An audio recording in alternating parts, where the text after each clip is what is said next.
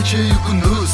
Ota-onamning bergan tarbiyatini haqida ado etib bo'lmas ekan hanuz. Nechun ular bunday mehribon, borliklari bir ulug' inom. Farzandining aybini yashirish va afv etishda bardavom. Chunki ular